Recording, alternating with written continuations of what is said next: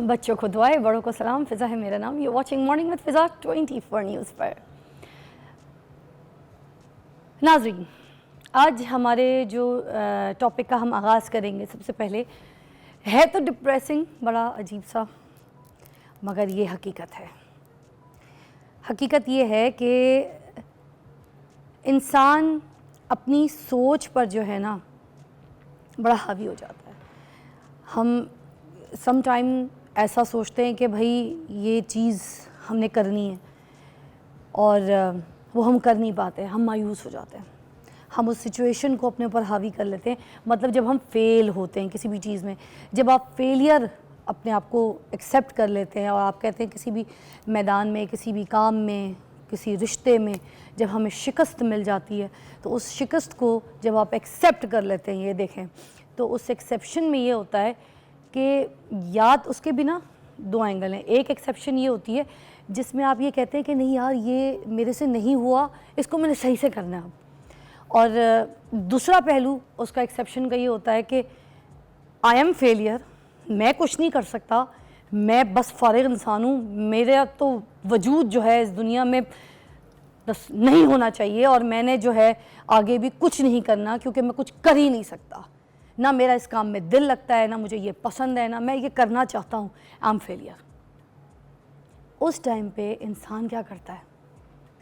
इंसान ये सोचता है कि भाई अब मैंने नहीं जीना, अब मैंने मर जाना है। ऐसे से दिमागी फतूर, पागलपन के दौरे, सदमे, इस तरह की ये चीज़ें आपको आती हैं जिसको अब नहीं कहते पागलपन का दौरा पड़ा। तो पागलपन का दौरा कोई ये नहीं है कि आपको किसी ने, 2 लोगों ने, 4 लोगों ने पकड़ा हुआ है, आप चीख रहे हैं, चीज़ें फेंक, नहीं।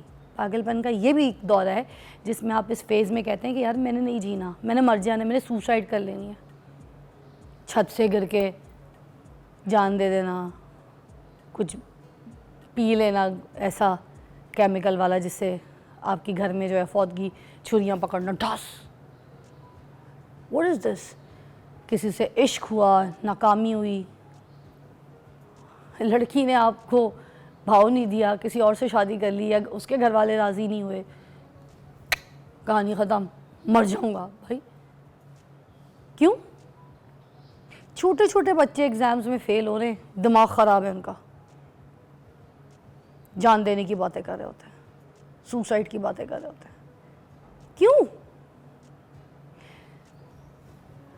घर में रिस्क लेके जाना है, बच्चे हैं, बीवी है, कमाने वाले आप हैं, कमाया नहीं जा रहा, रिस्क नहीं कमाया जा रहा, तो उसका रास्ता ये कि आप जान दे दें। हमें तो हमारा इस्लाम ये इजाज़त नहीं देता, हमारा दीन ये इजाज़त नहीं देता कि आप अपनी जान इस तरह से गंवा दें। तो फिर हम ये क्यों करते हैं? क्योंकि हम पागल होते हैं, साइको होते हैं। ये आम इंसान नहीं करता, ये बीमार इंसान करता है। मगर इस बीमारी से बचा जा सकता है। पहले से आप अपनी प्रैक्टिस ऐसी कर सकते हैं कि आपने हर मैदान में कूदना है। एक मैदान में हारें, दूसरे मैदान में कूद जाएं, एक रिश्ते से हारें, दूसरे रिश्ते में कूद जाएं। Nothing is over. हर चीज़ इस दुनिया में आनी है, जानी है, मगर अपने वक्त के हिसाब से मुकर्रर है, ख़ुद होना है। ये सारे सिलसिले हमारे साथ ज़िंदगी में ख़ुद चलने। हम नहीं बन सकते अपने आप को, हम इस तरीके से अपनी ज़िंदगी नहीं छीन सकते, हम इस फेज़ में नहीं जा सकते। आज का जो शो है इसी अवेयरनेस के हवाले से है। एग्ज़ाम्स में फ़ेल हो जाना, ख़ुदकुशी कर लेना, ये प्लानिंग करना। कितने हस्पतालों में ये सुसाइड अटेम्प्ट के केसेस जो हैं वो पड़े हुए मिलते हैं।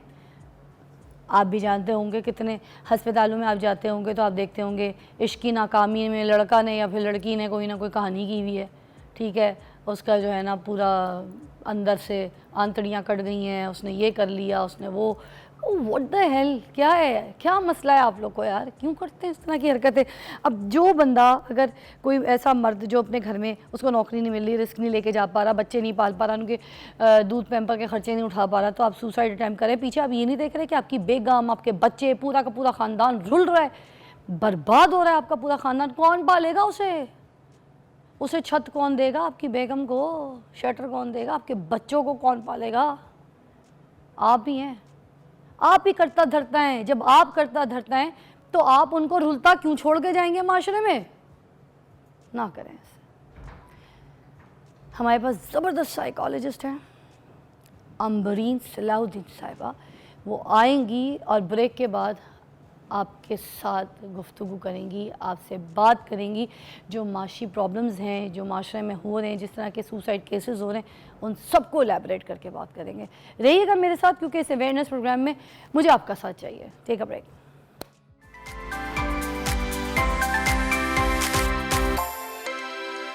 Welcome back, you watching morning with Fiza. और अब हम डिटेल में यहाँ पर इस चीज़ को एलैबोरेट करेंगे। जैसे कि ब्रेक पे मैंने आपको बताया था कि हमारे पास साइकोलॉजिस्ट है जो कि बड़ी फेमस हैं, ऑल्दो वो न्यूज़ कास्टर भी थी पीटीवी न्यूज़ में, और ज़बरदस्त किस्म की इंग्लिश में जो है आपने उनको न्यूज़ बुलेटिन करते हुए देखा भी होगा।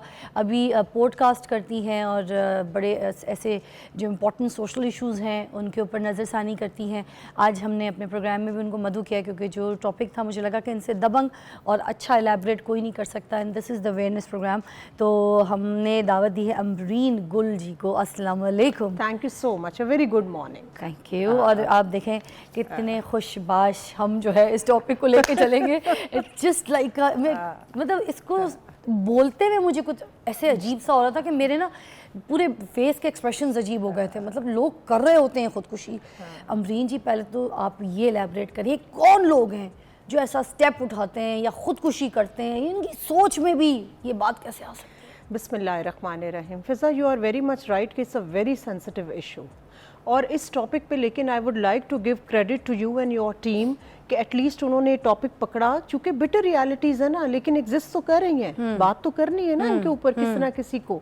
somebody has to become a first drop of water. Yes. So, और पूरी दुनिया के अंदर जो suicidal rate, suicidal attempts और suicidal ideation जो मैं आज बताऊंगी, वो बहुत एब्रप्टली बढ़ता जा रहा है। There is a higher tendency especially younger generation के अंदर, यूथ के अंदर 18 to 35 के अंदर इसका रिस्क सबसे ज्यादा बढ़ता जा रहा है, which is very alarming. These statistical facts है हमारे पास। अच्छा, ये क्यों यूथ में क्यों ज्यादा है? यूथ में भी, इस पे भी मैं आती हूँ। पहले तो अगर हम थोड़ा सा फिजा सुसाइड की अगर बात हो रही है, since I am a psychologist, माहिर नफ्सियात, तो मैं इसको थोड़ा सा साइकोलॉजिकल पर्सपेक्टिव से कवर करूँगी।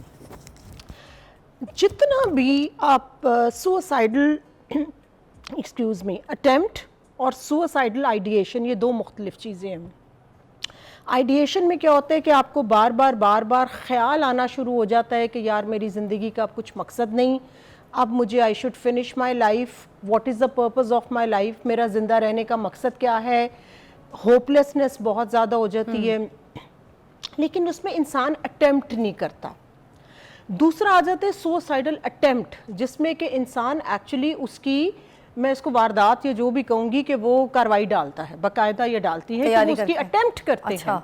अच्छा, उसमें अनफॉर्चुनेटली कुछ सक्सेसफुल हो जाते हैं और फॉर्चुनेटली कुछ लोग बच भी जाते हैं। जैसे कि हॉस्पिटल्स के अंदर जब ऐसे बच्चे बच्चियां ये आते हैं जिन्होंने तेज़ाब पी लिया, या जिन्होंने कोई फ़िनाइल पी ली, या जिन्होंने स्लीपिंग पिल्स घर में बड़ों की थी, वो दवाइयाँ जो है वो खा के वो कर ली, अब वो फॉर्चुनेटली बच तो जाते हैं स्टमक वॉश या अगर इमीडिएट, लेकिन उन्होंने अटेम्प्ट तो की। यस। जब हम ये बात करते हैं अटेम्प्ट्स की, और आपने कहा कि यूथ के अंदर क्यों बढ़ती जा रही है पूरी दुनिया के अंदर, तो आई थिंक ये जितना फ्रस्ट्रेशन लेवल बढ़ता जा रहा है, highly competitive society, because there is a lot of competition around. You might have seen कि वो जो नफसा नफसी का दौर है, जो क्वालिटी ऑफ लाइफ हमने जो एक स्टैंडर्ड अपना बना लिया है कि हमने इसको मैं बोलती हूँ कि ज़िंदा रहने की जो एक स्ट्रगल है ना, उसने इंसान को इस दौड़ में शामिल कर दिया। अमरीन जी, हम बांग्लादेश में रहते थे, छोटे बच्चे थे उस वक्त, इतने बड़े नहीं थे, तो हमारे पेरेंट्स ना कोई अच्छी बुरी बात होती थी तो हमसे छुपाते होते थे। हाँ, एग्जैक्टली। बहुत कोई ऐसी बात जो बच्चों के फ्यूचर के लिए सही है, उनके मेंटल हेल्थ के लिए सही है, वो फ़ौरन डिस्कस करते थे, बैठ के बात करते थे, बल्कि के साथ बैठो ताकि बच्चे सुने। हमें नहीं बता रहे होते थे डायरेक्ट, मगर खुद बात करते थे ताकि बच्चों के कान में बात जाए। ब्यूटीफुल। आपको पता है क्या हुआ?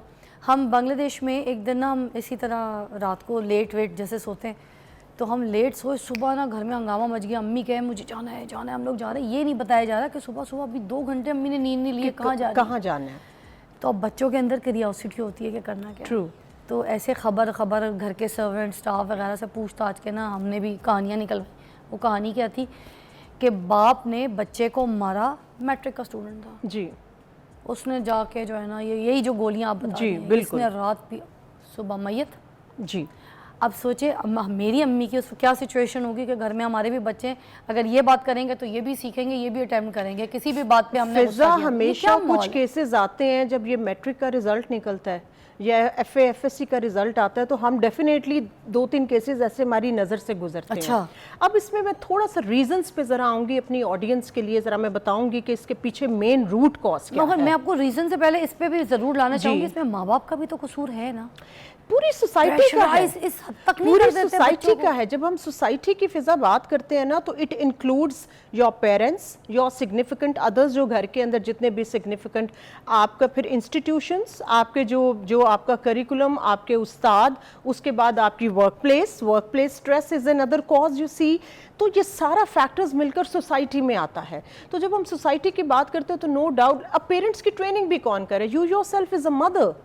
तो दैट मीन्स कि बच्चों की ट्रेनिंग करने के लिए पेरेंटल ट्रेनिंग जो है दैट इज वेरी मच हमारे पास नहीं है। जो अब हम सिर्फ तरबियत बच्चों की कहते हैं तो पेरेंट की तरबियत है ही नहीं। बच्चों की नहीं चाहिए, मैं हमेशा कहती हूँ पेरेंट्स की चाहिए, पेरेंटिंग पे चाहिए। अब थोड़ा सा मैं इस पे जरा आज जो मैं चाह रही हूँ कि मैं इसकी रूट कॉज के ऊपर हम फिगर आउट करें कि क्या है। देखिए जो लोग खुदकुशी करते हैं ना उनमें अपेरेंटली 2 रीज़न्स होती हैं, या बायोलॉजिकल रीज़न होती है। बायोलॉजिकल मुराद ये है कि ज़िंदगी के अंदर वो अगर किसी ऐसे ट्रॉमा से गुजरे हैं, कोई कैंसर है या किसी और किस्म की जो है वो बहुत बड़े क्राइसिस से गुजरे हैं, तो उसकी वजह से भी उनकी केमिकल चेंजेस आती हैं ब्रेन के अंदर। कुछ हैप्पी हार्मोन्स, कुछ सैड हार्मोन्स होते हैं, तो समहाउ उनके सैड हार्मोन्स ज़्यादा बनना शुरू हो जाते हैं, जिसकी वजह से दे गो इनटू डिप्रेशन। इसको हम बोलते हैं बायोलॉजिकल रीजन। अच्छा। या जो एक जिस्मानी तौर पर जो रीजन है, बट 90% इज साइकोलॉजिकल रीजन। नफ्सियाती उसकी जो है वजूहात होती हैं, क्योंकि अगर एक स्ट्रॉन्ग माइंड होएगा ना तो वो क्राइसिस से भी कवर कर लेगा विल पावर से। लेकिन अगर एक स्ट्रॉन्ग माइंड नहीं है, वीक माइंड है, तो वो थोड़ा सा भी स्ट्रेस आएगा उसको टॉलरेट नहीं कर पाएगा। मीन्स के हमारे माइंड की जो इम्यूनिटी है वो समहाउ हमने उसको क्या कह लें, उसकी कैपेसिटी को इंक्रीज नहीं किया कि how to handle a high stress threshold incident को हमने कैसे मैनेज करना है। भानु कुदसिया साहिबा बड़ा प्यारा एक फिक्रा कहती होती थी कि हमने अपने बच्चों को ये तो सिखा दिया मसला क्या है, हमने अपने बच्चों को ये नहीं सिखाया कि उस मसले को हल कैसे करना है, प्रॉब्लम सॉल्विंग टेक्निक के ऊपर। अब दूसरी बात आती है नफ्सियाती तौर पर। Depression is the main cause of this suicidal attempts and जो भी होता है। अब डिप्रेशन की जब बात करते हैं तो इसमें ज़्यादातर मेजर डिप्रेशन आता है। एक होता है सिंपल लो मूड्स जो हम डेली लाइफ में, दूसरा है मेजर डिप्रेशन जो आपको कम से कम 6 महीने तक रहता है। मेजर डिप्रेशन में यही जो आप कॉज बताई थी जिसमें इलनेस हो सकती है, कुछ भी बहुत बड़ा लॉस हो सकता है, आपके ट्रॉमा जिंदगी के होते हैं। इसमें मैं थोड़ी सी Fiza I would like to give you some live examples for the sake of audience as well. Nanna साहब बहुत ही मशहूर फिल्म स्टार रहे, कोई शक नहीं, बहुत बड़ा नाम। एंड में he was a smiling face for the people, every moment के but by the end of the day he committed suicide.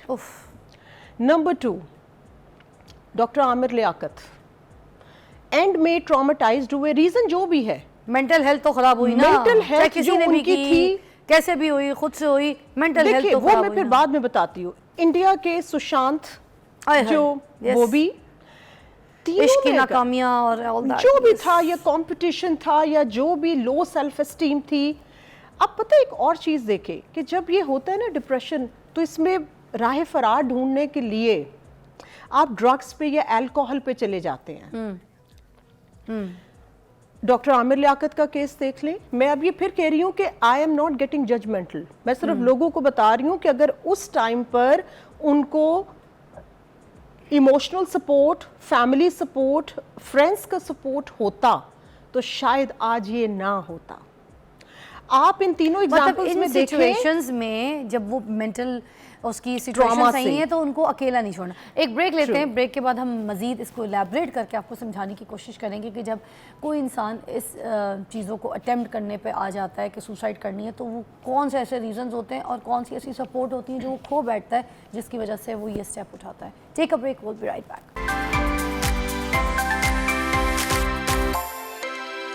Welcome back. और हमारा टॉपिक है आज कि इंसान ये ख़ुदकुशी करता क्यों है, किस स्टेज पे जाकर ये ऐसे स्टेप्स उठा लेता है। हमारे पास अमरीन जी हमें ब्रेक से पहले बता रही थी कि ये सिम्टम्स इंसान के अंदर आते क्यों हैं, आप एलैबोरेट करें जी। देखिए, जब हम बात कर रहे थे मेजर डिप्रेशन की, there is a difference in mild depression जो हम आप डेली लाइफ में, लेकिन सबसे बड़ी इसकी जो क्लासिकल सिम्टम है वो ये है कि जब इंसान कुछ महीनों के लिए उसकी भूख कम हो जाए या ज़्यादा हो जाए, उसका नींद का पैटर्न ख़राब हो जाए, उसका लोगों से मिलने को जी ना चाहे, उसको क्राइंग एपिसोड्स, रोना बहुत ज़्यादा आना शुरू हो जाए, वो उनका दिल करता है कि वो डार्क कमरे में अकेले में जो है वो रहें और किसी से मिलना जुलना पसंद नहीं करते, इरिटेट हो जाते हैं। अच्छा, इसका मतलब जो ये कुछ आइसोलेशन में चले जाते हैं लोग, पहला स्टेप ये होता है। अगर आपको याद हो तो एंड के दिनों में डॉक्टर आमिर लियाकत ने भी अपने आप को बिल्कुल टोटली जो था आइसोलेट कर लिया था। और बिल्कुल अगर आप इंडियन में फिर एग्जांपल दे रही हूँ क्योंकि सेलिब्रिटीज है ना, people they can identify themselves with them, उनके साथ जो है, तो उनको हम जजमेंटल नहीं, उनकी हम एक एग्जाम्पल दे रहे हैं कि अगर उनको राइट टाइम के ऊपर सपोर्ट, उनको साइकेट्रिक हेल्प, उनको नफ्सियाती, अगर कोई कहता फैमिली के आए हम आपको माहिर नफ्सियात के पास ले जाते हैं तो उनका हम कुछ तदारुक कर सकते थे। अच्छा, फैमिली इस टाइम पे क्या सपोर्ट कर सकती है जब बंदा अपने आप को आइसोलेट करता है, जैसे ये अगर पहले step very much true, very much true. Family ने क्या रोल प्ले करना है? देखिए, ये सबसे इंपॉर्टेंट अगर आप बात करती हैं ना रेमेडीज के ऊपर या प्रिकॉशंस के ऊपर, कि कौन सी चीज़ें हैं, कौन से फैक्टर्स हैं जो हमें इस सुसाइडल टेंडेंसी से बचा सकते हैं। हाँ, उसमें सबसे ज़्यादा इम्पॉर्टेंट है बात करना, शेयरिंग। अच्छा, एक और इंटरेस्टिंग फैक्ट बताऊं, एशियन कंट्रीज़ के अंदर मेल्स के अंदर सुसाइडल टेंडेंसी और अटेम्प्ट ज़्यादा हैं as compare to females. Really? Oh yes, ये तीनों जो मैंने आपको एग्जांपल दिए हैं, नन्ना साहब की, डॉक्टर आमिर की, सुशांत की, या जो और भी हैं, मेजरली आप देखें 90% they are the males. Reason जब मैं थोड़ी सी अपनी रिसर्च करती हूँ ना फ़िज़ा, क्योंकि हम किताबों में पढ़ना और अपना जो इंडिजिनस कल्चर को जो है वो स्टडी करना, उस पर रिसर्च करना, that is a separate thing. हमारे यहाँ मेल्स जो है वो एक्सप्रेस नहीं करते। ये जो अभी भी हमारी पूरी टीम, कैमरामैन, ये सारे बैठे हुए हैं ना, ये मेरी चीज़ से दिल ही दिल में इत्तेफाक कर रहे होंगे कि they don't share their personal stuff with, ना तो ये अपना वर्क प्लेस स्ट्रेस, ना ये अपने घरों का स्ट्रेस ये शेयर नहीं करते। खवातीन जो भी ये शेयर कर लेती हैं, माँ से, बहन से, दोस्तों से, तो वो अपना कैथारसिस कर लेती हैं। मेल्स जो है ना वो नहीं करते। That's one of the reason उनमें हार्ट अटैक भी ज्यादा होते हैं। मैं अक्सर कहती हूँ बंदियाँ खा जाती हैं बंदों को, with due apology, on a lighter note. और वो उनमें डिप्रेशन भी उनमें ज़्यादा होता है, लेकिन वो शेयरिंग नहीं करते। अब जब शेयरिंग नहीं करते तो keep on all the stress inside, और जब अंदर रखते हैं तो आपको पता है कि उसका इफेक्ट फिर जो है वो क्या होता है, that comes out in the form of depression. Depression को मैं बिल्कुल उस तरह से करती हूँ कि जिस तरह से आम ऑडियंस की वजाहत के लिए, जिस तरह आपको बुखार हो जाए, बॉडी के अंदर कोई भी इन्फेक्शन है, इन्फेक्शन बोल नहीं सकती ना, नहीं, तो आपको बुखार होता है या गला ख़राब होता है और आपको पता चलता okay something is wrong with the body and you need treatment. Depression भी बोल नहीं सकता। डिप्रेशन आपको सिम्टम्स के थ्रू बताता है कि something is going wrong with your brain. The problem is you listen to your body. मैं थोड़ा हार्श नोट पे कह रही हूँ, you listen to your body but you don't listen to your brain. आप अपने ब्रेन को फॉर ग्रांटेड लेते हैं। आप अपने ब्रेन को उस बच्चे की तरह जो रोता रोता रोता रोता बिलकता हुआ वो बिलक रहा है, लेकिन आप उसको कह रहे हो keep quiet, I am not going to attend you. ये NLP एक टेक्निक है हमारी। आप जब ब्रेन को इम्पोर्टेंस नहीं देते, उसको इग्नोर करते हैं, तो एक टाइम आता है वो चुप करके डर के एक साइड पे बैठ जाता है और अंदर ही अंदर आपको खा जाता है। मैम, ये आपका कैमरा है। सुसाइड अटैम्प्ट करने वाले लोग, चाहे मर्द हैं या औरत हैं, उनको कोई एक ऐसा मैसेज आप एंड में देना चाहें जिसकी वजह से मुझे लगता है उनकी रहनुमाई हो सके, प्लीज़ गो अहेड। दो चीज़ें।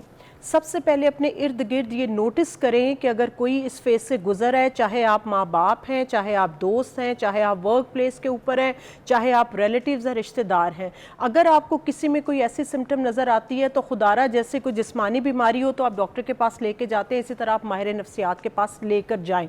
पेशेंट रेजिस्ट करेगा, नहीं मैंने नहीं जाना, उन्हें यार ठीक हो जाएगा, उन्हें यार खैर है, नहीं, लेकिन आपने उसको माहिर नफ्सियात साइकोलॉजिस्ट के पास लेकर जाना है।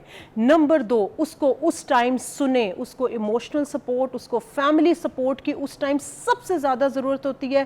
ख़ास तौर पे घरों के अंदर स्पाउस को, मियाँ बीवी को, एक दूसरे की, बहन भाइयों को और दोस्तों को जी बहुत ज़्यादा। जो चीज़ आप दोस्तों से शेयर कर सकते हैं वो आप sometimes you can not share it with your family too. So emotional support, family support और उनको माहिर नफ्सियात के पास लेके जाना, ये 3 चीज़ें हैं जिसके थ्रू आप इस सुसाइडल टेंडेंसी को रोक सकते हैं and you can play your role. Thank you so much ma'am. I hope कि जिस तरीके से आपने समझाया लोगों को समझ आया। और लास्ट मैं जितने पॉइंट्स में समझी हूँ मैम के, उसमें ये भी इम्पॉर्टेंट था कि पेरेंट्स की भी जो है ना तरबियत होने वाली है। हमारे माशरे में हम हर चीज़ उठा के जो है ना अपने बच्चों के ऊपर डाल देते हैं कि फ़ेल हो गया है तो पढ़ाई में उसने जो है ना ये अटैम्प्ट किया था इस एज में, इश्क में नाकामी अटैम्प्ट किया था, ठीक है, जॉब नहीं मिली अटैम्प्ट किया था, ये सारी चीज़ें, ये अटैम्प्ट का ये कोई रीज़न नहीं। हमने अपनी भी पेरेंटिंग जितनी भी हमारी, हमने अपनी तरबियत करनी है। तो मैं आज ख़ुद भी ये वादा करती हूँ एज़ अ पेरेंट कि मुझे भी अपनी तरबियत की ज़रूरत है, इसी तरह मेरी जितनी और बहनें माएँ हैं उनको भी अपनी तरबियत की ज़रूरत है। इसी तरह आगे माशरा अच्छा चलेगा। एक ब्रेक के बाद मिलते हैं। Thank you so much.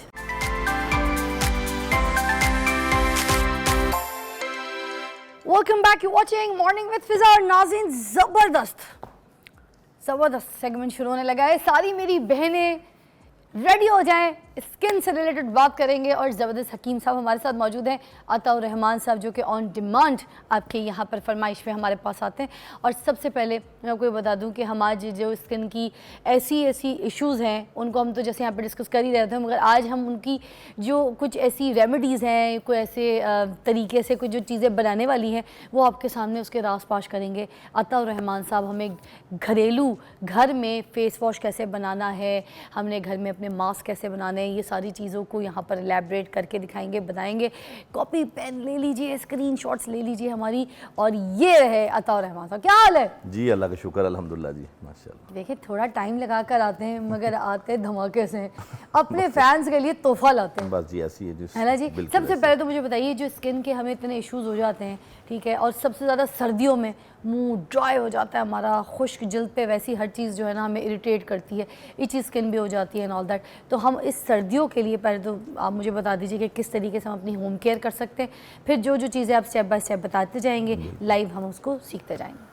जी, बिस्मिल्लाहिर्रहमानिर्रहीम। देखें, जैसे ही मौसम चेंज होता है तो हमारी स्किन को हाइड्रेशन की और मॉइस्चराइजिंग की बहुत अशद ज़रूरत होती है। ठीक है। तो हमें अपनी खुराक के अंदर भी वो चीज़ें खानी हैं जो खुश्की ज़ाहिर करें, तरावट बहाल करें, और अपनी स्किन के ऊपर भी ऐसी चीज़ें एज ए लोकल एप्लीकेशन लगानी है।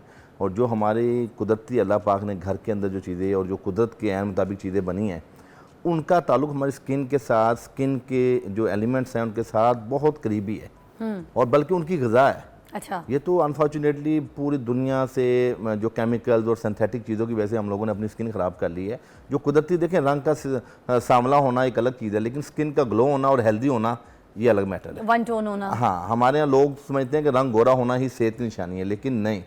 स्किन का ग्लो करना और उसके अंदर एक खुशनुमा जो है ना वो फ्रैंक, उसमें हम कहेंगे अपीयरेंस का होना, ये बेसिकली हुस्न होता है। सो ट्रू, कोई शक नहीं। उसमें हम मुख्तलिफ चीज़ें हमारी हैं, जैसे क्यूकम्बर है, खीरा जो है उसका जूस है, टमाटर है, ये कुदरती चीज़ें हैं, ग्लिसरीन है, अर्क्यो गुलाब है, ये वो कुदरती चीज़ें हैं। आज मैं ऐसी चीज़ें बताऊंगा और उनकी एक फार्मूलेशन एक ऐसी बताऊंगा जो तकरीबन हर मजाज का, हर स्किन वाला, चाहे ड्राई है, चाहे उसकी एक्स्ट्रा मॉइस्चराइजरिंग है, तो उसमें वो दवाइयाँ, वो चीज़ें इफेक्ट करेंगी। तो सर, ये जो फेस वॉश जिसकी बड़ी धूम मची हुई है, ये आज हमें आप सिखा देंगे? जी, आज हम इंशाल्लाह घरेलू फेस वॉश। हाँ। आजकल आपको पता है कि जितने भी बाहर से चीज़ें मिल रही हैं वो दिन ब दिन महंगी होती जा रही हैं। तो हम इंशाल्लाह सस्ता तरीन टिप्स और बगैर साइड इफ़ेक्ट के कुदरती चीज़ें, चूँकि आपको पता है आजकल एक्ने के बड़े इशू हैं, तो ये इंशाल्लाह दिखाएंगे। फेस वॉश आप हमें बना के दिखाएंगे, इससे हमारा एक्ने भी ठीक रहेगा जी इंशाल्लाह, इससे हमारी रंगत भी फ्रेश रहेगी, जी इंशाल्लाह, हमारा मुंह भी साफ हो जाएगा, बिल्कुल इंशाल्लाह, फोमिंग भी होगा, सब कुछ होगा, मतलब है बेहतरीन चीज़ होगी इंशाल्लाह।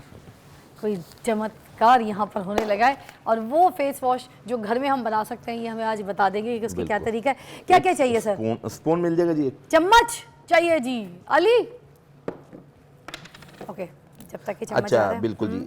इसमें हम जो है ना सबसे पहले जो है बेसन जो है ना, ये हमारा बेसन है, 4 स्पून जो है ना,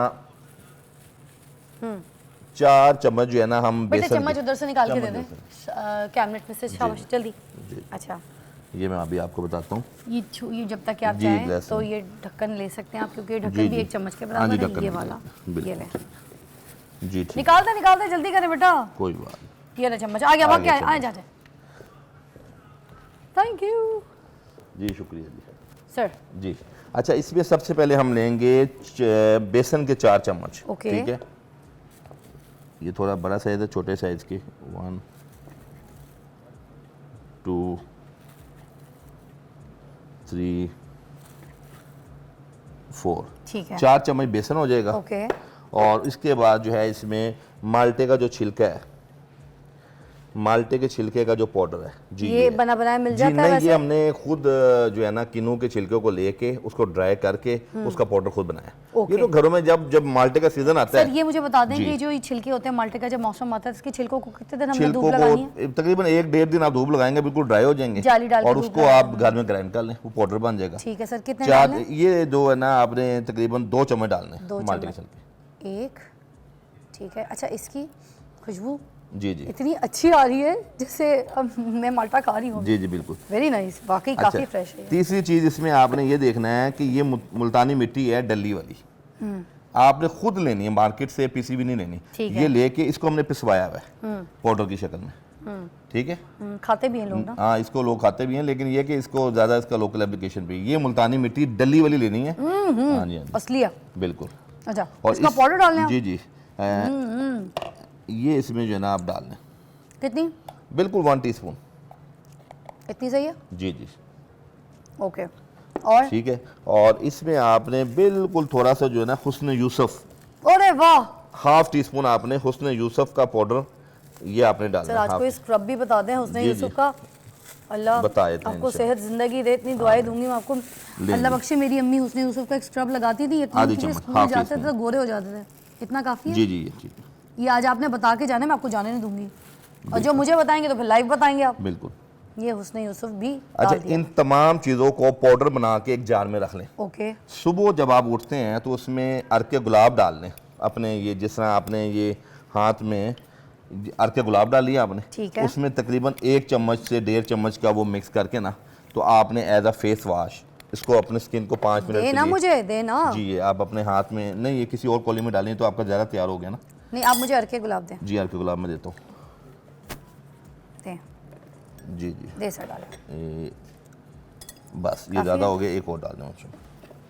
ठीक है, जी अब ये आपका जो है ना बेहतरीन फेस वॉश तैयार हो गया। चलें जी, ठीक है। इसको आप स्किन के ऊपर हल्के हाथ से रब करें, और ये एज अ स्क्रब, चूँकि ये जो होता है हुस्न यूसुफ, इसके अंदर बिल्कुल पार्टिकल्स होते हैं जो आपके ठीक है। स्किन के पोर्स को अच्छी तरह वो खोलते भी हैं, स्किन को ग्लो भी करते हैं।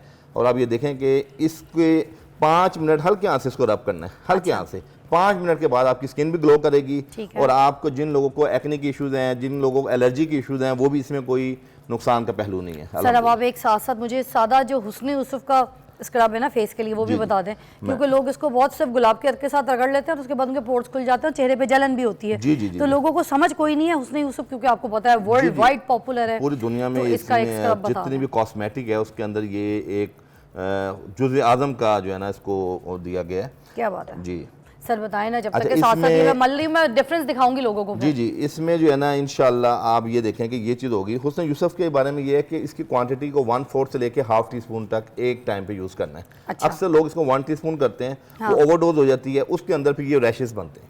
अच्छा, इसका थोड़ा बस सा ये spray ख्याल कीजिएगा मुझे जी हल्का प्लीज़। सा। ओके, जी ठीक होगी जी। मैं तो बहुत ज़्यादा रगड़ी हूँ, मगर आप ज़रा हल्के हाथ से कीजिएगा। जी हल्के हाथ से उसको करेंगे तो इससे बहुत इंशाल्लाह फ़ायदा मिलेगा। ठीक ये इतनी ज़बरदस्त चीज़ है कि ये घरेलू आप बना के रख लें, और आप इमेजिन करें इसकी इतनी ज़्यादा कीमत भी नहीं है।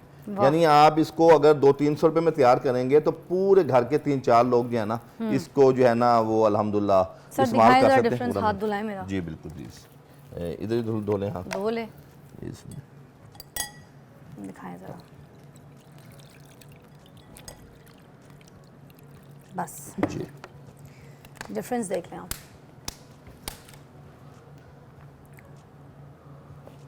ये स्किन देखें कि आप कितनी शाइन हुई है, नेचुरल शाइन आई है, दिख रहा है? और जितनी उसके ऊपर एक्सेस मैल थी वो रिमूव हो चुकी है। तो ये अल्लाह पाक ने जो कुदरत की चीज़ें बनाई हैं इसमें बड़ी शिफा भी रखी है और माशाल्लाह इधर लोगों के लिए इसमें बड़ा बेनिफिट है अल्हम्दुलिल्लाह। सर अब मुझे साथ साथ वो जो है ना और भी आप ये बताइए जी। कि एक तो ये फेस वॉश अच्छा, हमारा एक तैयार दूसरा हो गया। ये कि जब आपको पता है क्लाइमेटिक चेंजिंग है, जब ये आप फेस वॉश कर लेते हैं तो आपकी स्किन को टून अप होने की बड़ी ज़रूरत है, ठीक है। Natural tune up. उसके अंदर हम ये करते हैं कि अर्क गुलाब, ये मिसाल के तौर पे ये अर्क गुलाब है, इसके हम 4 चम्मच लेंगे, ओके। ठीक है। और मगर इस आपने रुकना है क्योंकि हमारी कोई important okay, news okay. Bulletin की राइट, ब्रेक है, राइट। तो will be right back, stay tune. ये सिर्फ आपके लिए हो रहा है सेगमेंट और बड़ा अच्छा हो रहा है, आई लाइक इट।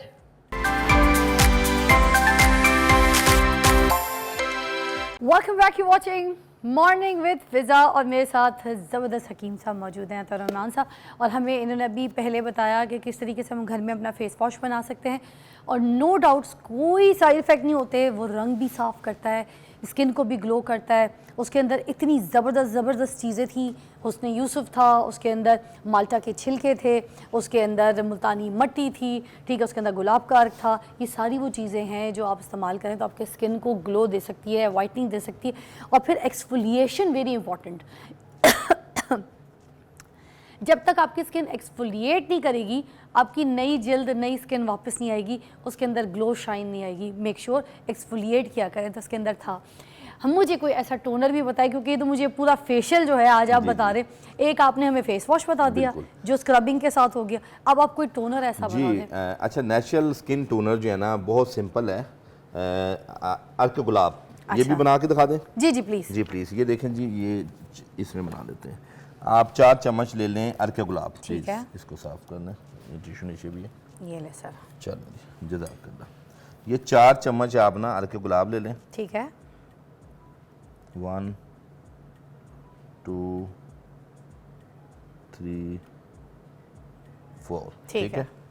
इसके बाद आप जो है ना ग्लिसरीन, ग्लिसरीन लोकल वाली भी होती है, इंपोर्टेड भी, ये आपने इंपोर्टेड लेनी है। अच्छा। ये थोड़ी एक्सपेंसिव होती है पर इसमें रिजल्ट बहुत अच्छे होते हैं। अच्छा, इसमें 1 टीस्पून ग्लिसरीन का डाल दें, ओके।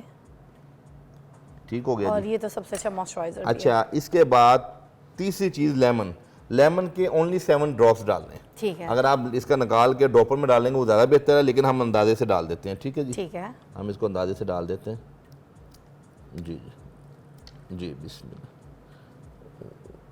1 2 3 4 5 6 7, ओके। ठीक है जी, 7 ड्रॉप्स हो गए लेमन के। और विटामिन ई के 2 कैप्सूल, ठीक है। ये इम्यून कंपनी के बड़े अच्छे हैं, ये देखें जी, ठीक है। ये देखें, ठीक है जी। ऑलराइट। ये विटामिन ई के, इसको अच्छी तरह कर लें, ये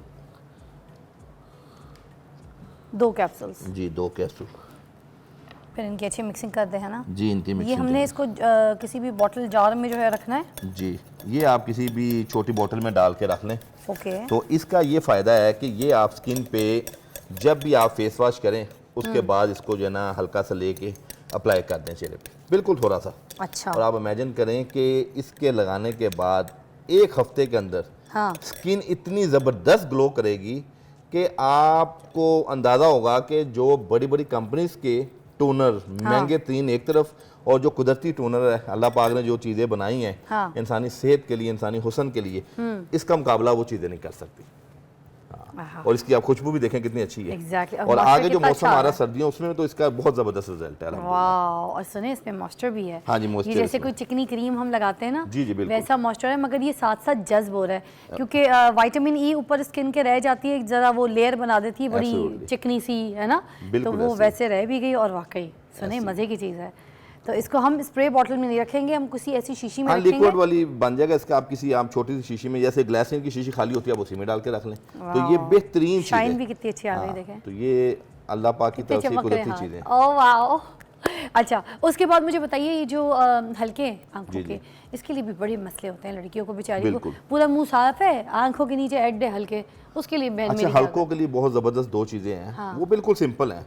रोगन बादाम करें? अच्छा, खुद निकलवा लें, जैसे ये हमने रोगन निकलवाया हुआ है, ठीक है। प्योर रोगन है ये। ओके। तकरीबन ये बादाम का तेल, तेल, रोगन बादाम रोगन कहते हैं, बादाम almond कहते oil, हैं, आलमंड ऑयल को बादाम का तेल। बादाम का तेल। ठीक है। अच्छा, इसका ना आधा चम्मच, बल्कि 1/4 चौथाई चम्मच इसका लें, ठीक है। और एक 200 mg का एवियन का कैप्सूल डाल दें, इसके अंदर भी? यानी विटामिन ई का कैप्सूल डाल दें। ठीक है। वो हल्के हाथ से आप रात सोते हुए ना इर्द गिर्द लगाएं, अच्छा, आई साइकिल के इर्द गिर्द लगाएं। इससे है। जो आपकी स्ट्रीम लाइन है वो भी बेहतर होगी, रिंकल्स भी बेहतर होंगे, और Aging डार्क control सर्कल करेगा। ऑब्वियसली एंटी एजिंग प्रॉपर्टीज है इसकी। ओके। अच्छा, ये भी कर सकते हैं। दूसरा चीज ये है कि अच्छा, एलोवेरा बादाम में वाइटनिंग इफेक्ट भी होते हैं, बहुत मतलब इसके जबरदस्त, रोगन बहुत। में? अच्छा, ये देखें पूरी दुनिया में स्किन के अंदर, इंडस्ट्री के अंदर बादाम का तो बड़ा अमल दखल है, इसके छिलकों को यूज किया जाता है, और हमने इसके एक्सट्रैक्ट लिया है जो इसके अंदर मेन कॉन्स्टिट्यूएंट है, उसका हमने फायदा उठाया। तो ये ग्लोइंग जो है वो ऑब्वियसली एकदम से ये स्किन को भी फैल देगा। ग्लो करता है और आपके हल्के डार्क साइकिल जो है उसको भी दूर करता अरे है। वाह। अच्छा, इसके साथ दूसरी चीज है मैं दोबारा एलोवेरा। रिपीट कर दूं, मुझे जी, मजे की चीज लगी। बिल्कुल।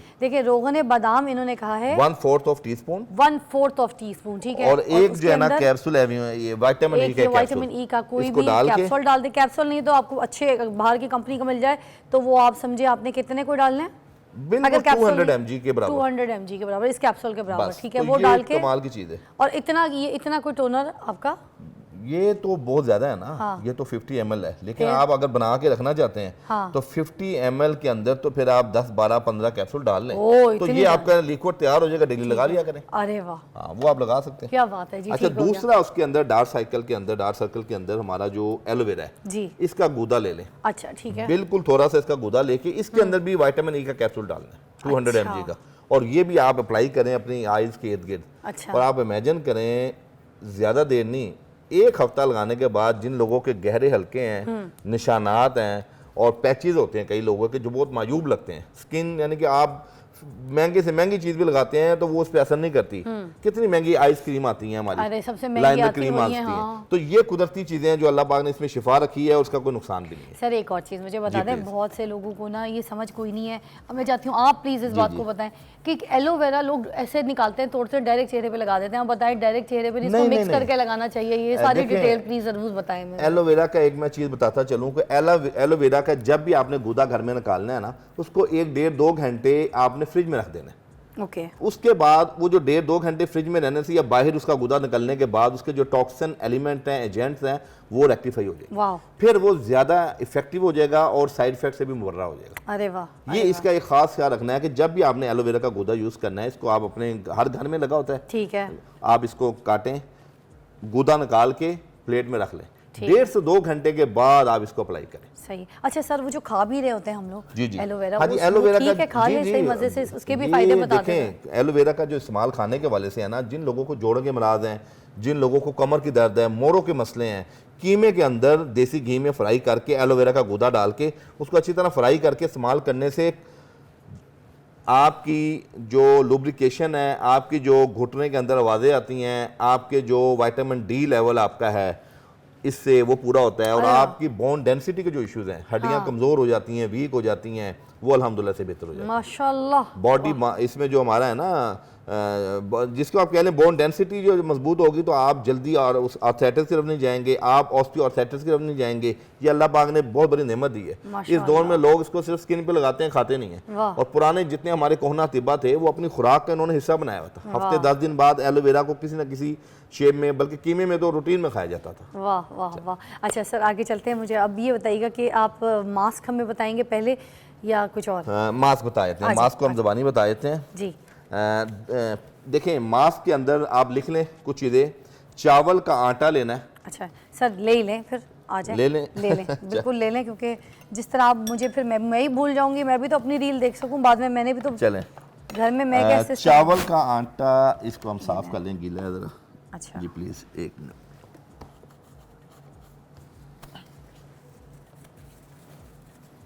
जी सर।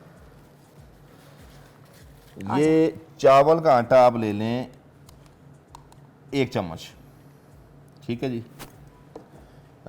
हुस्न यूसुफ, ये रहा जी, ये रहा। ये लेना है आपने 1/4 चम्मच, ये 1/4 चम्मच लेना है, 1/4 टीस्पून, ठीक ठीक है। है। माल्टे का छिलके का जो पाउडर है, ये आपने लेना है 1/2 टीस्पून। ओके, ये माल्टे देखें प्योर है, ऑर्गेनिक है, ये 1/2 टीस्पून। ठीक है। मुल्तानी मिट्टी, ये डली भी है लेकिन सर, हम ये इसका नहीं पाउडर मुल्तानी लेंगे। जी मिट्टी, ये प्लीज़, ये जी पाउडर। जी, ये मुल्तानी मिट्टी का पाउडर है, ये हम लेंगे 1/2 टीस्पून। मैंने जो है ना हाईजैक कर लिया सारा इनका सामान, हाफ टी स्पून, थोड़ा सा जो कम सर है, सर से ज़्यादा मुझे सब कुछ पता है अभी, हाफ किन की टीस्पून। चीज़ें जो है ना वो मैंने हाईजैक कर ली हैं सारी कुछ अच्छा, मुझे पता इसको आप पाउडर को जो है ना मिक्स करके ना, ओके जिन लोगों की स्किन ड्राई है वो अर्क के गुलाब में मिला के तो इसको आप अपनी स्किन के ऊपर एज अ मास्क लगा सकते हैं। हाँ और जिन लोगों की स्किन जो है मसलन इसमें कच्चे दूध में भी ले सकते हैं, अच्छा। कच्चा दूध में भी इसको लेके सर आप कच्चे दूध का भी बता दें, क्या बकरी का दूध जो होता है वो, गाय का दूध जो होता है, भैंस का दूध, देखें, इनमें से कौन सा दूध स्किन पे लगाने के लिए सबसे स्किन ज़्यादा, के या लिए- कच्चा लगाना है बॉईल करके, ये भी देखें, प्लीज। अगर आपने ये चूंकि कैटेगराइज किया है तो कच्चे दूध में बकरी का जो दूध है ना वो सबसे बेस्ट है स्किन क्या के बात लिए। है, यही मैं आपसे सुनना चाह रही सबसे थी। जबरदस्त। देखें ना आप कितने सोप आए हुए इंटरनेशनली जो एफडीए से अप्रूव्ड हैं, गॉड मिल्क और फलाना ढमकाना, ये जिनके साबुन बन रहे हैं वही। एब्सोल्युटली। तो ये जो अगर बकरी का दूध मिलता है तो वेल एंड गुड, चूंकि ये चीज़ें हमारे शहर में तो अब मिलती नहीं है। हाँ। लेकिन आप गाय का दूध जो है वो भी इसके लिए बड़ा बेनिफिट है। कच्चा गाय का दूध ले लें, इसमें वो तकरीबन कोई 1 चम्मच 1.5 चम्मच मिलाएंगे और उसको आप स्किन पे अप्लाई कर दें एज अ मास्क, और 15 मिनट लगा रहने दें। और 15 मिनट के बाद आपकी जितने भी वो उसके अंदर जो टॉक्सिन है, जितने भी डैंड्रफ वाले मामलात हैं वो इससे हल हो जाएंगे इंशाल्लाह। अरे वाह सर, बड़ा मज़ा आ गया। और इतने सारे टिप्स के बाद एक छोटी सी ब्रेक बनती है, मगर मैं आपको सच्ची बताऊं, ये जितना भी सब कुछ यहाँ पर आज सिखाया गया है ये सारा हर्बल है, ये आप अपने घर में ऐसे इस्तेमाल कीजिए। मगर ब्रेक के बाद मैं आपको थोड़ा सा दोबारा रिपीट करूँगी कि हमने क्या क्या किया है, क्या क्या बताया है और क्या क्या इसकी इफादियत है, एक रिपीट में डाल के आपके सामने दोबारा आएंगे। ठीक है, ब्रेक।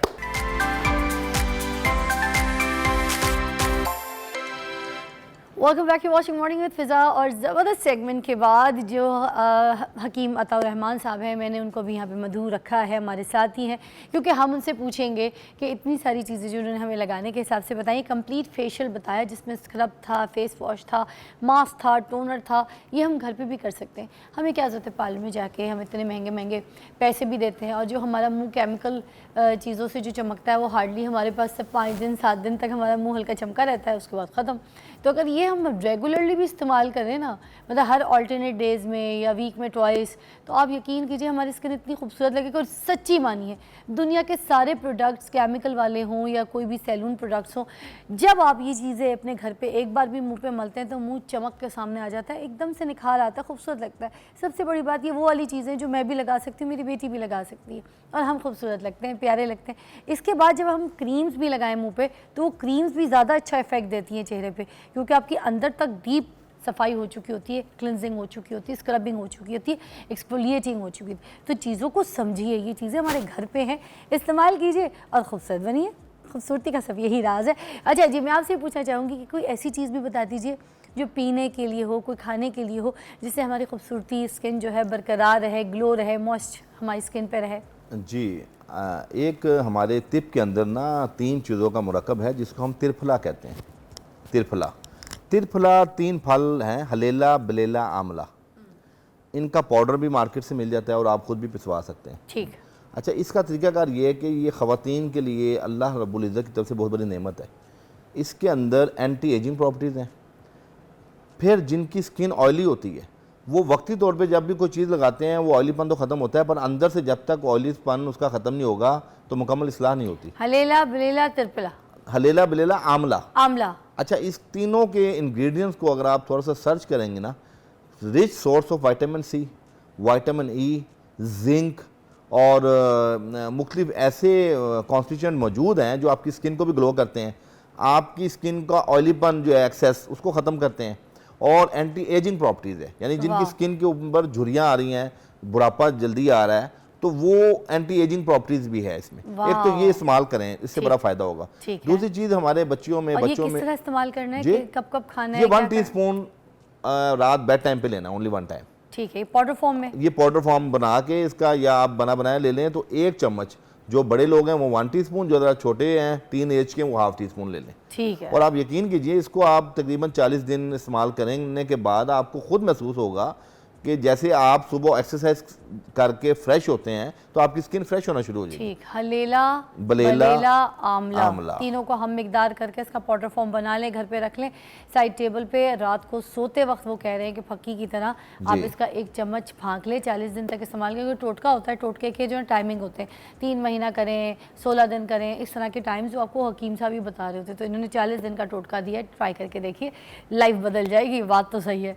अच्छा जी, फिर उसके अलावा और कोई अच्छा, पीने उसके वाली भी चीज़ अलावा बता दें। जी, पीने वाली चीज़ों में एक तो ये कि जिनको एक्ने के इश्यूज़ हैं, एक्ने के, वो चाहते हैं कि हमें कोई क्रीम मिले तो एक्ने ठीक हो, जी। वो अंदरूनी मामलात होते हैं। अच्छा देखिए, हमारे स्टमक के अंदर एक्ने वाले बैक्टीरियाज मौजूद होते हैं, हमें प्रोबायोटिक्स लेने हैं। अच्छा। प्रोबायोटिक्स में क्या चीज़ें ऐसी हैं जो हमारे पास नेचुरल हैं, उसके अंदर दही है, उसके अंदर केला है, बनाना, ये वो चीज़ें हैं जो आपकी बॉडी से बैक्टीरियाज को लपेट के जिस्म से खारिज कर देती हैं। वाह। तो उसके अंदर जो आपके प्रोबायोटिक्स हैं वो मुस्बत बैक्टीरियाज हैं।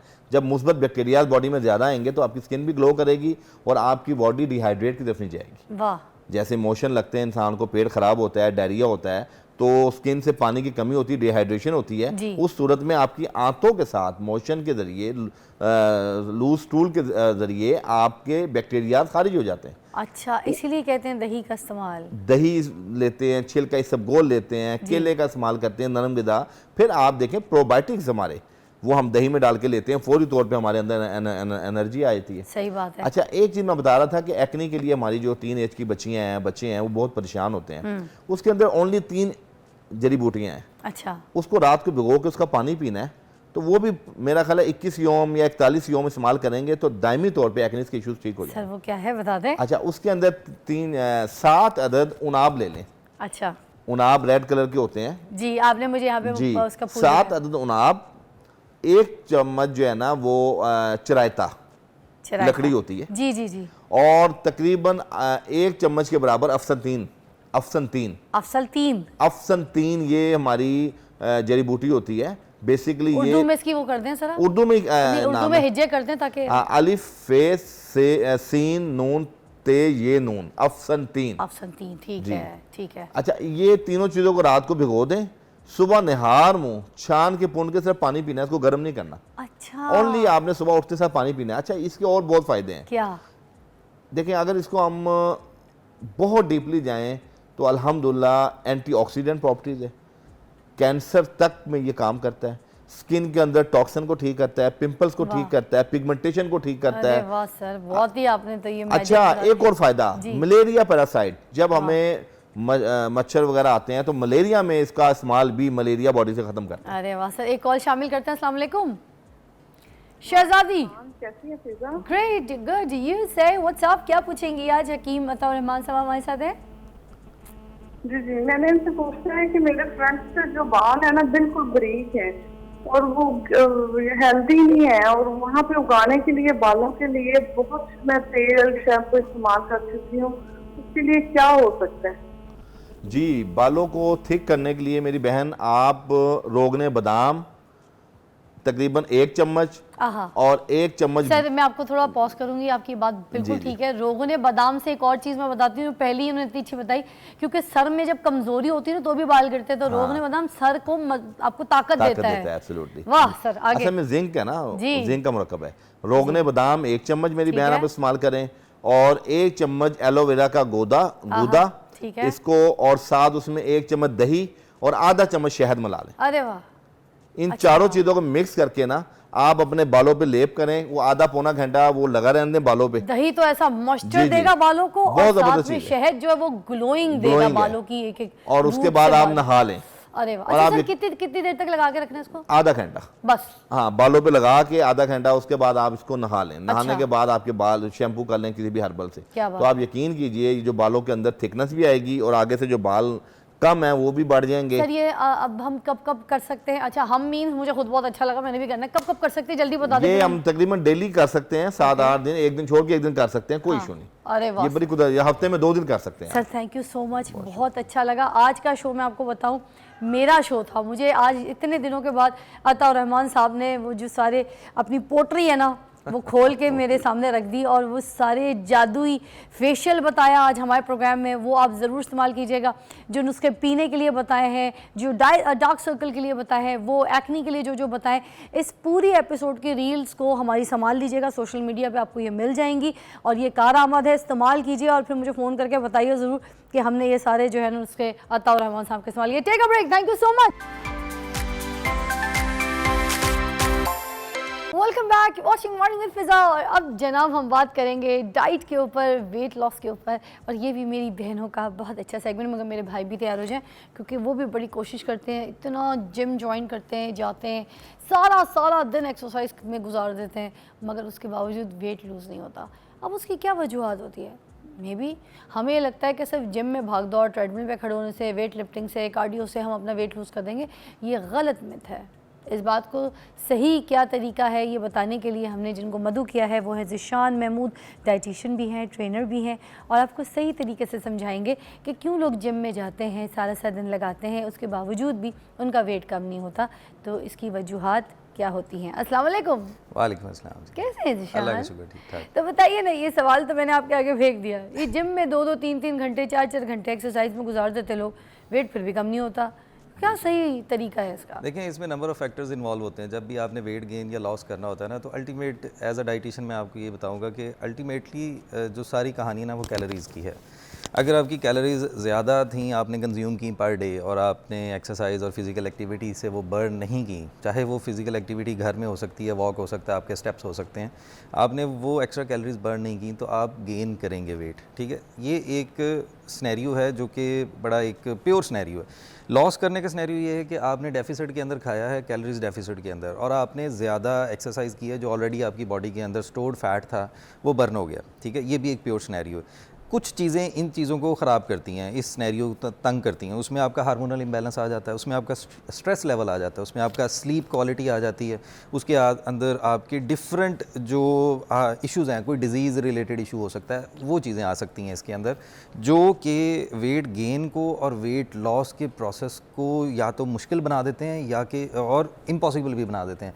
थायराइड्स के इशू, PCOS का इशूज़, हार्मोन इम्बैलेंस का इशू जो फीमेल्स के अंदर ज़्यादा देखे गए हैं। मेल्स के अंदर हम लोग देखते हैं HbA1c ख़राब होता है, शुगर मतलब इंसुलिन जो सेंसिटिविटी है वो ख़राब होती है, फ़िज़िकल एक्टिविटी बहुत कम होती है लड़कों की। ज़्यादातर हमारे जो टीनेजर्स हैं उनको क्या आदत है घर में बैठ के सारा काम करने की, उबर कॉल की, फूड पांडा कॉल किया, हमने खाना हर चीज़ बैठे बैठे किया सारा कुछ। ठीक है, नहीं उठ के चल के जाते, किचन तक नहीं जाते। ठीक है, मेड्स रखें, वो पानी भी ला के देना, तो फिज़िकल एक्टिविटी तो बिल्कुल ज़ीरो होगी ना। ठीक है, तो इस वजह से जो वेट लॉस और वेट गेन है ये कॉम्प्लिकेटेड हो गया। बेसिकली ये कॉम्प्लिकेटेड नहीं है। अच्छा, एक और चीज़ भी इसके बीच में मैं ऐड करना चाहूँगी। कुछ सिचुएशन ये भी होती, सारा दिन घर में बिस्तर पे पड़े रहना या एक सोफे लंबे लाउंज पे टीवी देखना, जो भी जो एक्टिविटीज़ बता, जिम जाके एकदम से उनके अंदर जो है ना, जैसे वो पता नहीं चने खा लेते हैं, क्या खा लेते हैं, घोड़ा नहीं, घोड़े को घास के ला दो तो दौड़ना शुरू कर, वो एकदम से जिम में जाके वो सब कुछ फिल्में चला रहे होते हैं। तो ये एकदम से जो एक्टिविटी का एक प्रेशर आ जाता है जिम में, वो करना ठीक होता है ऐसे, या फिर सारा दिन थोड़ी सी बॉडी वार्म अप एक्टिविटी कुछ करते रहे और फिर जिम जाए, वो सही रहता है? हाँ, ये एक बहुत सारा दिन लाश की तरह पड़े रहो। हाँ, शाम के वक्त तुम जाके जिम में इतने वेट लिफ्टिंग कर रहे हो। बहुत इंटरेस्टिंग ये बात है जो मैं आपको आई थिंक सो कि फर्स्ट टाइम यहाँ पे बताऊंगा कि जो ज़्यादातर लोग जाके जिम में जोश में आके एक्सरसाइज करते हैं ना, वो बेसिकली अपनी एनर्जी को इतना यूज़ नहीं कर रहे होते। उनके अंदर एक जोश और जज्बा, एक एड्रेनालिन का रश चल रहा होता है कि जी हम जिम आए, एक्साइटमेंट होती है। बेसिकली एक्साइटमेंट में वो बंदा जो है ना वो एक्सरसाइज कर जाता है, ज़्यादा ओवर ट्रेनिंग भी कर जाता है। फिर घर जाके जब क्रैम्प्स पड़ते हैं तो फिर ट्रेनर्स को कॉल होती है कि सर जी आपने इस तरह की एक्सरसाइज कराई, आपने इतना वेट उठा दिया, देखिए मेरे क्रैम्प हो गया, मेरे मसल स्पैज़म निकला है, मेरे से जॉइंट्स में दर्दें शुरू हो गई हैं, मेरे से कुछ खाया नहीं जा रहा, बुखार हो गया है, ठीक है, इन्फ्लेमेशन हो गई है। ये सारी चीज़ें, जोश में आके एक्सरसाइज करना इज़ नॉट रिकमेंडेड। बता वो कहते हैं ना कि होश में आपने एक्सरसाइज करनी। होश का मतलब ये है कि इंटेलिजेंट प्लानिंग हो, आपकी पीरियडाइजेशन अच्छी हो, कि वो बंदा जब आया है जिम में वो कितनी देर के बाद आया है, या उसने कभी एक्सरसाइज नहीं की थी, तो हमने उसको किस इंटेंसिटी से स्टार्ट किया, हमने उसका कार्डियो एकदम से उसको हमने हाई इंटेंसिटी कार्डियो की तरफ नहीं ले गए, हमने उसको स्लोली इंट्रोड्यूस करवाया है एक्सरसाइज के साथ। ठीक है, उसके बाद हमने उसको स्ट्रेंथ ट्रेनिंग करवाई है। It's gonna be strength training. शुरू में it's gonna be a moderate intense training, it can be a cardio, it can be a strength training, it can be a flexibility और other yoga kind of thing, but moderate intensity, कुछ भी कर सकता है वो। Can diet help to lose weight और just exercise? Of course आपने अक्सर सुना होगा कि डाइट जो है वो 20% इन्वॉल्व है, वर्कआउट आपका 80% इन्वॉल्व है। कुछ लोग आपको कहते हैं कि जी आपने 80% जो है डाइट को इन्वॉल्व रखना है, 20% फिजिकल एक्टिविटी को। लेकिन मैं यहाँ पे ये कहूँगा कि 100% आपकी डाइट हो और 100% 100% आपकी फ़िज़िकल एक्टिविटी हो। फ़िज़िकल एक्टिविटी के अंदर आपके डेली के स्टेप्स भी आ जाते हैं, फ़िज़िकल एक्टिविटी के अंदर आपका डेली रोज़मर्रा का काम जो है वो भी आ जाता है। इवन के घर में जो लड़के पड़े रहते हैं और वो जो हमारी वालदा कहती हैं कि पानी की बोतल उठा के लगा दो, वो 20 लीटर की बोतल नहीं उठा के लगा सकते, ये भी एक फ़िज़िकल एक्टिविटी है, ठीक है। तो इसके साथ साथ आपने एक एक्स्ट्रा टाइम भी निकाला है जो 45 to 60 मिनट्स का है, वो आप जिम गए हैं, आपने उसमें कार्डियो किया है 20-25 मिनट्स का, that is more than enough, ठीक है। अच्छा सर, मुझे एक तो मेन स्टेप्स भी चीज़ें बता दें जो मुझे लगता है आज पहली मरतबा हमारे शो पे ये बात डिस्कस होगी, क्योंकि मैंने भी अभी जिम ज्वाइन किया हुआ है, मैं इसकी रेगुलर अभी आजकल क्योंकि ट्रेनिंग ले रही हूँ, मगर ब्रेक के बाद मैं आपको बताऊँगी कि जब हम जिम जाते हैं तो सबसे पहले क्या करना होता है। ये चीज़ अभी तक हमें नहीं पता, हम जिम तो ज्वाइन कर लेते हैं मगर हमें ये नहीं पता कि सबसे पहले कार्डियो करना है, सबसे पहले हमने वार्म अप करना है, ट्रेडमिल करना है, या फिर हमने वेट लिफ्टिंग करना है, या फिर हमने किस एक्सरसाइज को फॉलो करना है। तो ये तो हमें पता कुछ नहीं है, हम तो किसी भी चीज़ को मशीन को उठाते हैं एंड जी शुरू हो जाते हैं, एंड जी शुरू हो जाते हैं। This is not the way man, come on, take a break.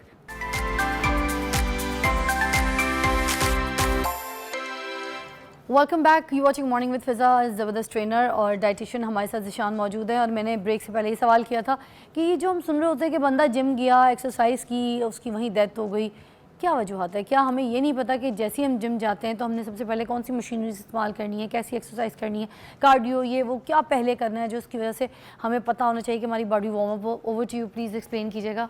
अच्छा, इसमें जब हमने बातें सुनी है ना कि एक्सरसाइज करने से कार्डियक अरेस्ट आता है और एक्सरसाइज करने से पल्पिटेशंस और हार्ट रेट इंक्रीज़ बहुत ज़्यादा हो जाता है, और जिन लोगों को पता नहीं होता एक्सरसाइज किस तरह की करनी है या वो पहले दफ़ा जिम गए हैं तो वो इंजरीज़ बहुत ज़्यादा करवा के आ जाते हैं और इंजरीज़ कभी कभार फेटल भी हो जाती हैं।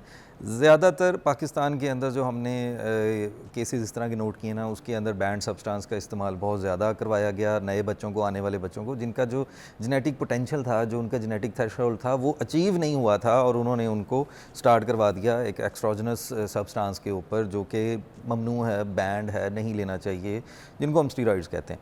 अच्छा, इसके अलावा जब वो एक्सरसाइज करवाते हैं और जो नए नए ट्रेनर्स या नहीं भी होते ट्रेनर्स, और वो उसको देखता है बच्चा जाके कि यार ये बड़ी एक्सरसाइज अच्छी कर रहा है और बड़ा हैवी लिफ्टिंग कर रहा है, उसको उस लेवल तक पहुंचते हुए कितनी देर लग गई, उसके बैकग्राउंड में कितनी डाइट चल रही थी, कितना स्लीप साइकिल अच्छा था, कितना उसका सप्लीमेंटेशन अच्छा था, और बाकी की चीज़ें जितनी अच्छी थी वो उस चीज़ को बिल्कुल निगलेक्ट कर देते हैं और वो उसके साथ जाके जी हमने भी आपके साथ एक्सरसाइज करनी है। तो सर हमने जब जिम जाना है तो सबसे पहले क्या करना है? कार्डियो पहले करना है, ट्रेडमिल करना है, साइकिल करना है, व्हाटएवर द बिल्कुल, ये एक बहुत अच्छा क्वेश्चन है बेसिकली, और ये लोगों को पता होना चाहिए। पैसे बचाते हैं ना लोग, पैसे बचाते हैं, ट्रेनर को पैसे देंगे नहीं, 5,000 रुपए 10,000 रुपए जिम की दे के कहेंगे हम जी जिम जाते हैं। बिल्कुल बिल्कुल खुद कर लेंगे हम, बिल्कुल, वो कहते हैं जी हम खुद कर लेंगे और हमें बस अब बता देना कि ये मशीन इस तरह चलती है, ये वाला एंगल इस तरह होता है। देखिए, इस तरह नहीं होता, आपने एक सिस्टमेटिकली चीज़ों को लेके चलना होता है। अगर आपने वेट गेन किया है 10 सालों के अंदर, खा पी के आपका वेट बहुत ज़्यादा हो गया है, तो आप 1-2 महीने या 15 दिन के अंदर वो लॉस नहीं देख सकते, ठीक है। आप नहीं कर सकते कि जी मैंने ये जो 10 सालों में इंक्रीज़ किया है एकदम से, मैं इसको 2 हफ्ते के अंदर अंदर निकाल दूंगा, ठीक है। आपने ट्रेनर को हायर करना है, ट्रेनर ने आपकी पीरियडाइजेशन करनी है, उसने बताना है कि पहले 2 महीने में हमने इस तरह चलना है, तो अगले 3 कोई महीने में ट्रेनर इस तरह। ये भी बताते हैं कोई इस तरह की डाइट के कार्ब्स अपनी जिस्म से निकाल दो, प्रोटीन बढ़ा दो, कोई इस तरह की इस चीज़ को ऊपर इंटेक लेकर आओगे तो कार्ब्स जो है वो ऑलमोस्ट कम होकर फिर वेट लॉस की तरफ जाएगा? क्या इस तरह की कोई सिचुएशंस होती हैं डाइट में? तकरीबन 90% जो ट्रेनर्स हैं ना पाकिस्तान के अंदर, वो यही बताते हैं कि कार्ब्स आपके लिए बुरे हैं, कार्बोहाइड्रेट्स आपने लेने नहीं हैं। फैट्स का नाम सुन के वैसे जो क्लाइंट होता है या जो पेशेंट होता है वो वैसे परेशान हो जाता है कि ये फ़ैट है तो ये मुझे भी फैटी कर देगा। सिर्फ प्रोटीन रह जाता है उसकी लाइफ के अंदर, और इतना ज़्यादा प्रोटीन कंटिन्यूसली लेने से गट हेल्थ ख़राब कर लेता है, वो अपना इंटेस्टाइन को ख़राब कर लेता है, आपके बहुत सारे इशूज़ आने शुरू हो जाते हैं, कॉन्स्टिपेशन हो जाती है, कुछ लोगों को डायरिया, इमेंस डायरिया होना शुरू हो जाता है, इतनी ज़्यादा हाई प्रोटीन हाई लेवल पर। और एक बात मैं यहाँ पे ऐड करूँगा कि अगर किसी की ऑलरेडी किडनी ख़राब थी, किडनी का इशू था, किडनी वॉनरेबल थी, वो जेनेटिकली हो सकती है, वो डिजीज़ स्पेसिफिक हो सकती है। किडनी अगर उसकी ऑलरेडी ख़राब थी और उसने अपनी प्रोटीन क्वांटिटी को इंक्रीज़ किया, प्रोटीन इनटेक को इंक्रीज़ किया, तो उसकी किडनी पर ज़्यादा लोड पड़ेगा, उसका EGFR वैल्यू जो है वो कम से कम होती जाएगी, जो हमारा फिल्ट्रेट रेट है। मतलब हम जो सोच रहे हैं कि हमने वेट कम करना है और अगर किसी को किडनी इशू है, यहाँ पे शानी बता Already हैं, अगर किसी तो को आप अगर अपना वेट कम करने के लिए प्रोटीन इनटेक बढ़ा रहे हैं तो आपकी किडनी मजीद डैमेज जोन में जा सकती है। आपने प्रोटीन इतना ज़्यादा इस्तेमाल नहीं करना है। इसलिए हर चीज़ को, अगर आपके कोई बॉडी में कोई ऐसे सब इश्यूज़ चल रहे हैं तो फिर आपने पहले अपने मालिज से भी रुजू करना है और साथ साथ अपने ट्रेनर से भी फिर पूछना है, ठीक है। अच्छा, फिर ये जो वेट लॉस के लिए हम एक और चीज़ बड़ा करते हैं कि हम जब एक्सरसाइज के लिए जा रहे होते हैं उससे पहले घर में कुछ भी नहीं खाते, फाका करते हैं, ग्रेप फ्रूट का जूस पी लेंगे, ठीक है, या फिर बस हल्का फुल्का पानी या ग्रीन टी पी के चले। तो क्या ये आप रेकमेंड करते हैं कि इस तरह से होता है वेट कम? देखें, जब आपने के साथ हमने थोड़ा फाका भी किया हुआ है, ठीक है, और फिर हम साथ एक्सरसाइज करेंगे तो जल्दी बर्न होगा। देखें, आपने एक्सरसाइज नहीं की 5-6 साल 10 साल आपने एक्सरसाइज नहीं की, आपने नॉर्मल अपनी डाइट कंज्यूम की, आप खाते पीते रहे, चलते फिरते रहे, सारा कुछ करते रहे। एकदम से आपने अपनी लाइफ के अंदर चेंज ऐड किया जिसके अंदर थी फिजिकल एक्टिविटी। आपने जिम जाके कार्डियो करना है, आपने जिम जाके स्ट्रेंथ ट्रेनिंग करनी है, आपने वेट्स को लिफ्ट करना है, तो वो एक चेंज आया ना आपकी लाइफ के अंदर। जब वो चेंज आया तो उस चेंज के लिए क्या आप रेडी थे? रेडी कैसे थे? मेंटली रेडी होना ज़्यादा नहीं होता, आपको फिजिकली भी रेडी होना पड़ता है। आपको अपने स्टमक के अंदर ऐसी कैलोरीज देनी पड़ती हैं, क्वालिटी ऑफ कैलोरीज देनी पड़ती हैं कि जो उस फिज़िकल एक्टिविटी को आपसे अच्छे तरीके से परफॉर्म करवा सकें। एक अच्छा वर्कआउट ही आपको अच्छा रिजल्ट देता होता है, और एक अच्छा वर्कआउट करने के लिए आपको अच्छा प्री वर्कआउट लेने की ज़रूरत होती है।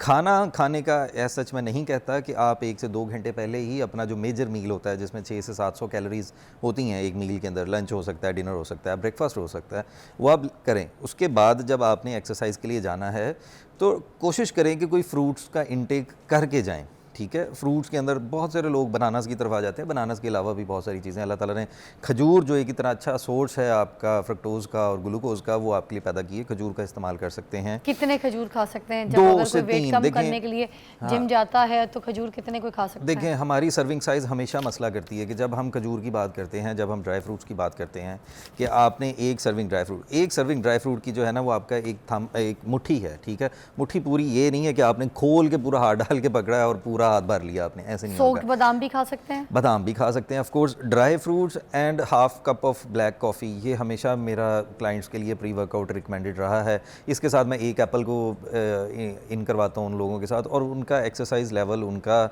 ATPs प्रोडक्शन, उनका एनर्जी लेवल बहुत ज़्यादा अपग्रेड हो जाता है। और वो कंटिन्यूस अगर 3-4 साल भी ये कंज्यूम करते रहें तो उनको कोई मसला नहीं होगा, कोई इशू नहीं होगा। हाँ, अगर कैफ़ीन के साथ उसको थोड़ी सी इश्यूज़ हैं बंदे को, कि कुछ लोग कैफ़ीन सेंसिटिव होते हैं, जैसे मैं खुद हूँ, मैं कैफ़ीन नहीं इस्तेमाल कर सकता, मैं कैफ़ीन इस्तेमाल करूँगा तो मैं जागता रहूँगा, नींद नहीं आएगी मुझे, ठीक है। तो उनके लिए कैफ़ीन की क्वांटिटी हम मिनिमम रखवाते होते हैं, ठीक है।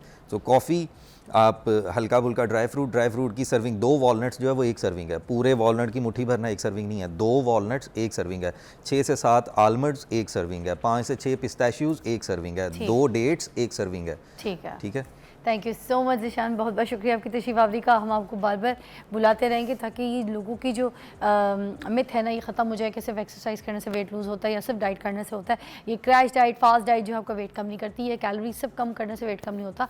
आपको मसल भी कभी गेन करने पड़ते हैं, कभी टोन्ड अप करने पड़ते हैं। उन सब के क्या प्लान, क्या तरीके, वो आपको हम समझाते रहेंगे। Zeeshan will be with us, और देखते रहिएगा मॉर्निंग विद फिज़ा। कल आपसे मुलाकात करेंगे और आपकी फ़ीडबैक भी मुझे चाहिए होगी, तो हमारे सोशल मीडिया के जितने भी रील्स हैं उस पर ज़रूर बताया करें कि नेक्स्ट आपको क्या हमारे शो पे जो है कॉन्सेप्ट पे हम जिस पे बात करें।